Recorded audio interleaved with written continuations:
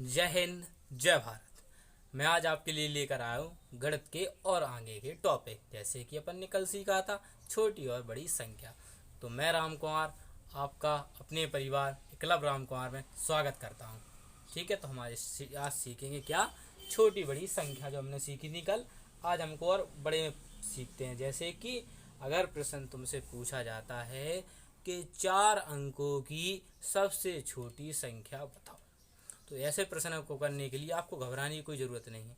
आपको very simple देखना है कि 4 अंकों की छोटी संख्या, तो 4 अंकों की छोटी संख्या 4 अंकों की पूछा, उसने किसकी पूछा, 4 अंकों की। तुम्हें पता है कि सबसे छोटा अंक क्या होता है, जीरो। क्या होता है, जीरो। लेकिन जीरो से बड़ा, जीरो को अगर अपन लेते हैं तो वो संख्या मान्य नहीं होती है, क्योंकि किसी संख्या के आगे जीरो लगने पर उस संख्या कुछ मतलब नहीं रहता।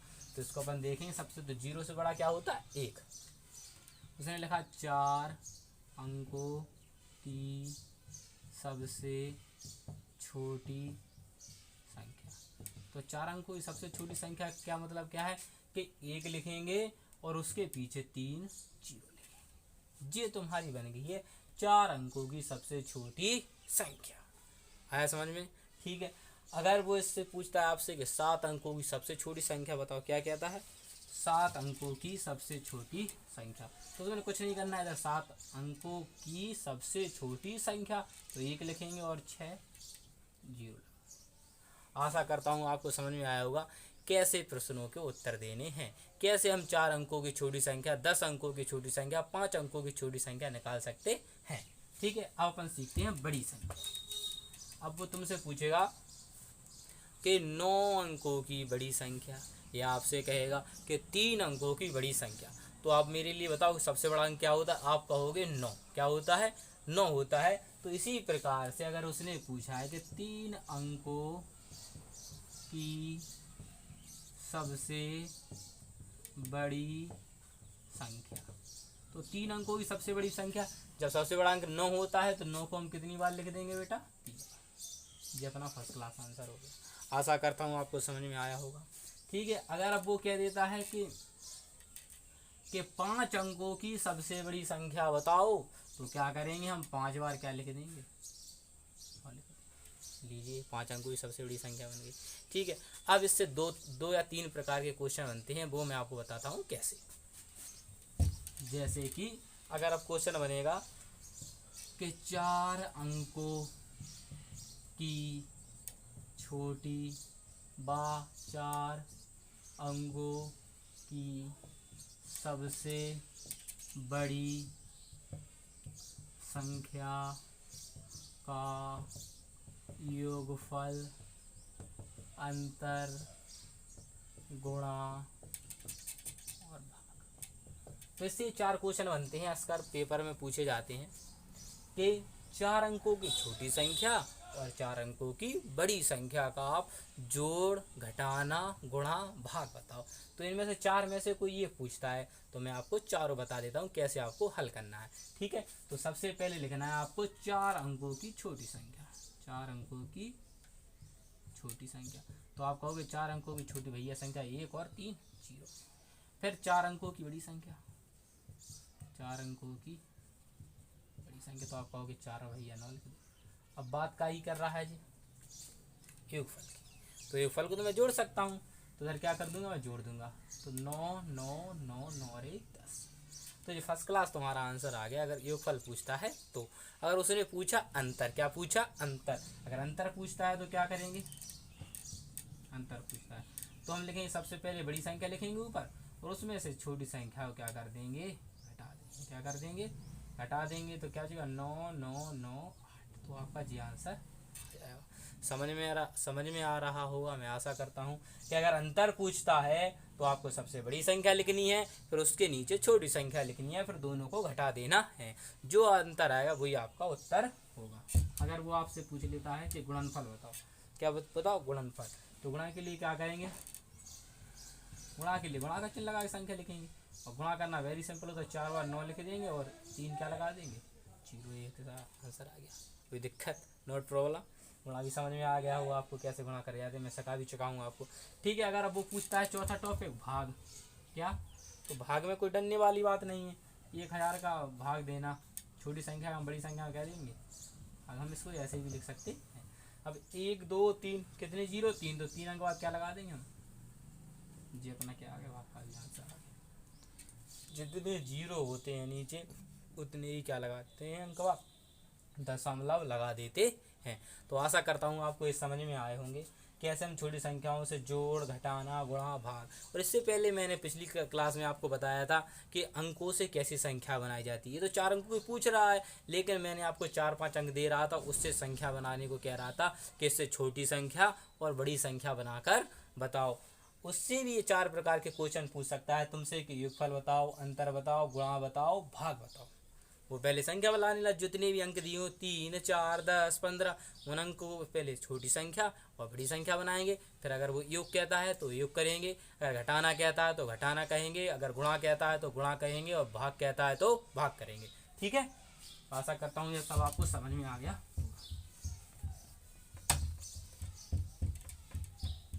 ठीक है, तो अब आती है टॉपिक के एक अंक 3-4 अंक दे देगा।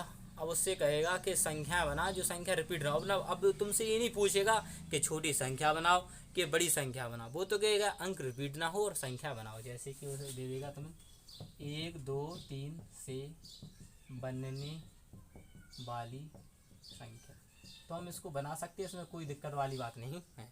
कैसे बनाएंगे इसको देखते हैं। सबसे पहले मैं 1 को लिखूँगा, 2 3, एक संख्या बन गई। ठीक है, फिर मैं क्या करूँगा, 1 को लिखूँगा और 3 को पहले, 2 को बाद में लिखूँगा। ठीक, फिर मैं 2 को आगे लिखूँगा, 1 3 लिखूँगा, फिर 2 लिखूँगा, फिर 3 1 लिखूँगा, फिर मैं 3 को आगे लिखूँगा, 2 1 लिखूँगा, फिर 3 1 2। तो मैंने देखा ये मेरी संख्या बन गई 1 2 3 4 5 6 मैंने संख्या बना ली है। अब अगर आपसे पूछा जाता है, अगर संख्या और बढ़ा के देगा तुमको 5 6 7 8 2 दे दी, ऐसे संख्या आपसे अगर पूछता है तो तुम्हें क्या करना है, सबसे पहले वाले अंकों को लेना है। एक संख्या इससे बनेगी, फिर 5 को आगे रखोगे, फिर 7 2 6 बनेगी, फिर 5 2 6 7।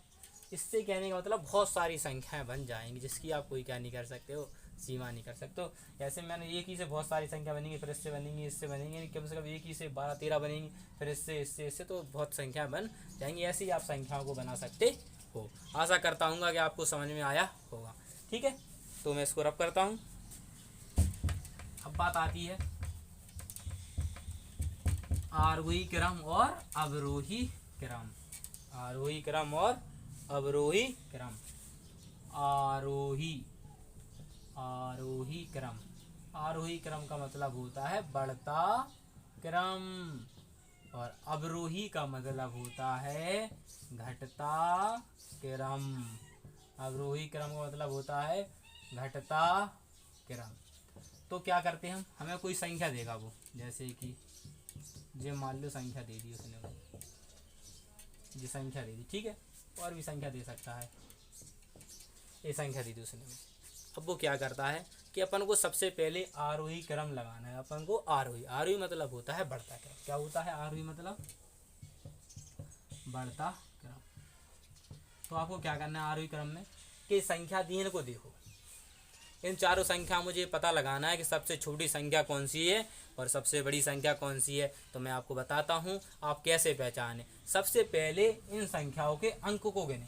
आपने गिना 1 2 3 1 2 3 1 2 3 1 2 3। आपने देखा जो चारों हमें संख्या दी हैं उनमें अंक क्या हैं, समान है।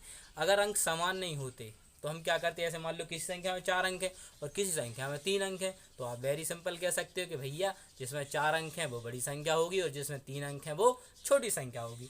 तो हम इसीलिए इसको देखते हैं कि इसके अंक क्या हैं, समान।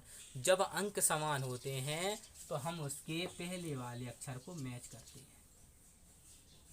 पहले वाला देखा तो हमने देखा था 6 इधर, 5 है इधर, 7 है इधर, 8 है।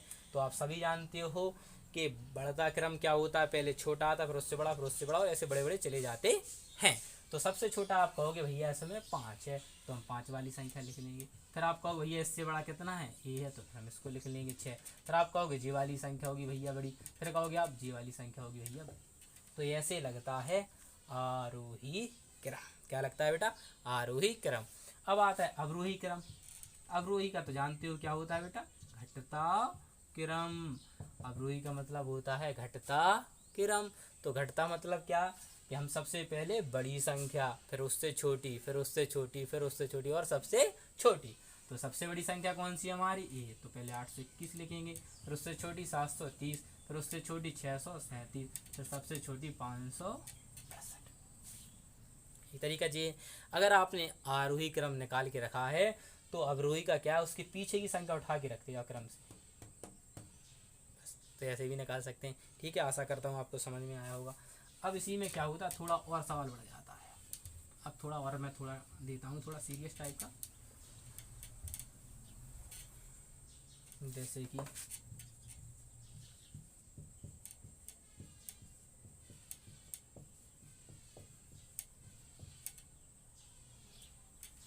ऐसे सवाल है।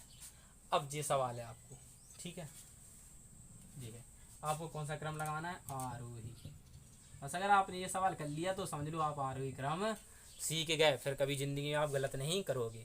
कैसे, देखो सबसे पहले अंक गिनना हमको, 1 2 3 4, 1 2 3 4, 1 2 3 4, 1 2 3 4। भैया अंक तो सभी क्या है, बराबर है। हमने कहा चलो कोई दिक्कत नहीं। अब हम क्या कहते, आगे से गिनना स्टार्ट करते। हमने देखा 6 इसमें भी है, 6 इसमें भी है, 6 इसमें भी है, 6 इसमें भी है। तो मैं ये नहीं बता सकता हूँ कौन सी संख्या छोटी और कौन सी बड़ी। फिर मैंने कहा चलो आगे इसके अंक क्या देखते, इसमें भी 8 है, इसमें भी 8 है, इसमें भी 8 है, इसमें भी 8 है। भैया मैं उसको भी नहीं बता सकता अभी छोटी संख्या कि सबसे छोटी कौन सी है और सबसे बड़ी कौन सी है।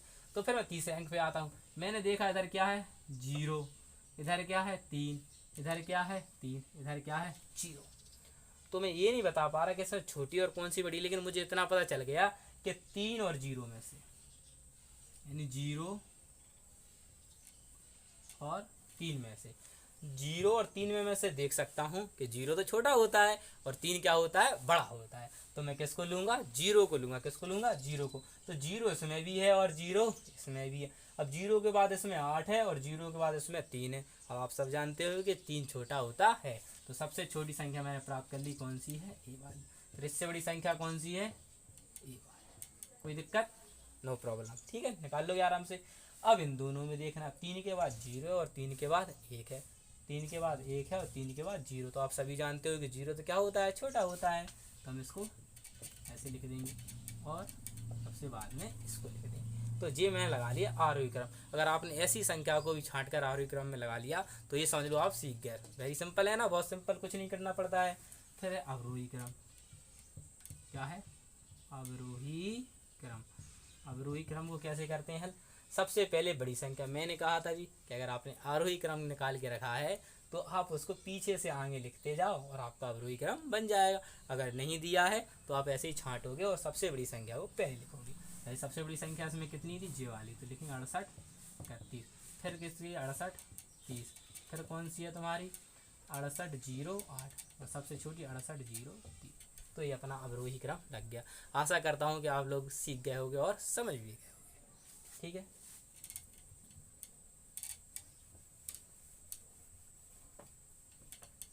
तो आपने आरोही और अवरोही क्रम समाप्त कर लिया और सीख भी लिया कैसे आरोही और अवरोही क्रम करते हैं। अब इसी सवाल से एक क्वेश्चन और पूछा जाता है आपसे। ऐसी 4 संख्या दे देगा आपको और आपसे कहेगा इसमें से सबसे छोटी संख्या बताओ, यानी निम्नलिखित में से सबसे छोटी संख्या बताओ। तो आप बता सकते हो, उसमें कोई दिक्कत है, नॉट प्रॉब्लम ना। तो आप अपन देखे भी, अपन ने छांटी थी कि सबसे छोटी ये थी और सबसे बड़ी ये थी। तो हम इसमें से लिख सकते हैं सबसे छोटी संख्या। सबसे छोटी संख्या कितनी है, 68 0 3। और अगर उसने पूछा कि सबसे बड़ी संख्या बताओ तो हम सबसे बड़ी संख्या ही बता सकते हैं, सबसे बड़ी संख्या। सबसे बड़ी संख्या कितनी, 68। तो इससे ऐसा भी क्वेश्चन पूछता है सवाल प्रश्नों में। ठीक है, तो आप ऐसे उसका जवाब दे सकते हो, वेरी सिंपल, कोई दिक्कत नहीं है ना। हाँ, और होनी भी नहीं चाहिए क्योंकि आपको राम कुमार पढ़ा रहा है। ठीक है, आशा करता हूँ समझ में आ रहा होगा। ठीक है, अब आती है नंबर, आता अपन सीखते पूर्ववर्ती और सीखते हैं अनुवर्ती। पूर्ववर्ती और अनुवर्ती। देखो पूर्ववर्ती का मतलब आपको वैसे समझ में आया। पूर्व मतलब पहले, पूर्व का मतलब क्या होता है, पहले। अनु का मतलब होता है आगे, अनु का मतलब आगे, अनुवर्ती यानी आगे की संख्या, पूर्ववर्ती मतलब पहले की संख्या। तो पूर्ववर्ती अगर पूछता है तो बराबर होता है -1। अगर अनुवर्ती पूछता है, क्या पूछता है बेटा? अनुवर्ती का मतलब होता है +1।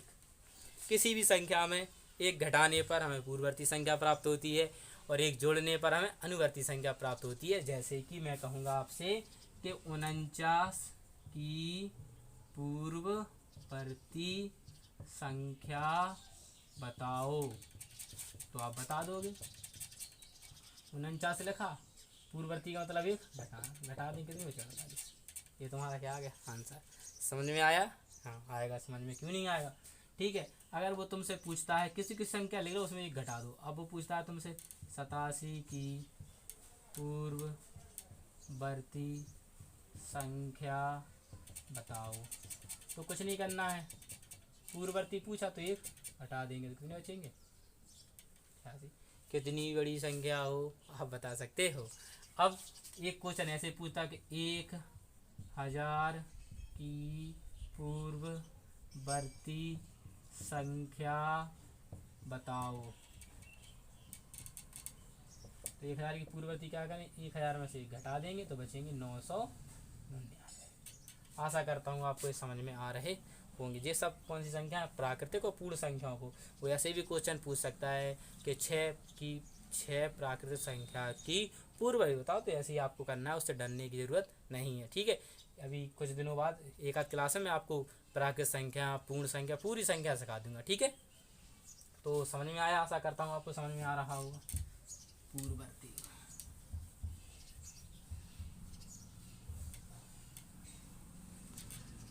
अब बात आती है अनुवर्ती की। अनुवर्ती 6 की अनुवर्ती संख्या, तो कोई दिक्कत नहीं है, 6 में 1 जोड़ देंगे, कितना आ जाएगा? 7। कोई दिक्कत थी? नहीं थी ना? ऐसे नहीं होगी, जब तक मैं पढ़ाऊँगा दिक्कत ही नहीं होगी। 999 की अनुवर्ती संख्या, 999 पूछा तो 999 प्लस के 1 बराबर 1000। ये आंसर आएगा। कुछ दिक्कत हुई? नहीं होगी ना दिक्कत, बिल्कुल भी दिक्कत नहीं होगी। आपको समझ में आया होगा। पूर्ववर्ती, अनुवर्ती, आरोही और अवरोही क्रम अपन ने आज सीखा है। ठीक है। तो अपने टॉपिक का नाम था आओ सीखें खेल खेल में गणित। तो मैंने आपको सिखाने का प्रयास किया। तो मिलता हूँ अगली वीडियो में। जय हिंद, जय भारत।